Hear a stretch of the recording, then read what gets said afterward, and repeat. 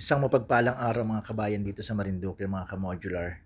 Ayan, katatapos lang ng isang project natin dito sa Mugpog. It's a fully laminated cabinet, hanging cabinets, food pantry, ref box, and undersink cabinets. No? So yan po yung taas, yan yung kulay na napili ng ating client. Yung handle na ginamit natin, syempre yung modern continuous handle, yun namang ginamit natin na concealed is hydraulic para may kusang sara. Tapos meron po siyang backing, no? Hindi kita o hindi labas yung semento sa likod para siguradong malinis. Ano po? Ito naman yung baba, meron tayong condiments rack, stainless steel.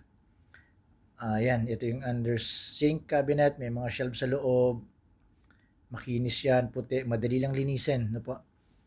Meron tayong utensil drawers na meron ding mga dividers, organizer sa loob. Ayan. Okay, yung pong ginamit natin na drawer guide is hydraulic din, no? May kusang sara. Yan naman po yung tinatawag natin na stainless wire basket. Meron din siyang tray para kung may tubig man, masasahod ng tray yung tubig, hindi mababasa yung ating cabinet. Yan pa yung isa, dalawang nilagay natin na stainless condiments rack. Yan sa ilalim ng lababo.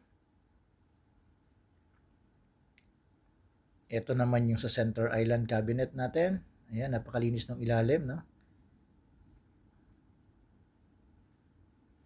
Sa ilalim ng lutuan, naglagay din tayo ng mga cabinet, syempre. At itong LPG tank, syempre nilagyan natin ng ano yan, ng grill, yung pinakapasingawan niya, no, para safe tayo, para maganda ring tingnan. Ito naman yung ating food pantry. Ayan. So, yung food pantry wala siyang handle kasi push lock yung ating inilagay. At marami siyang shelf sa loob para yan, yung baka ng mga pagkain or kung anong pwede nilang ilagay dyan. Medyo malaki po ito. Okay. Siyempre, dahil fully laminated yan, stain resistant, scratch proof na po yan.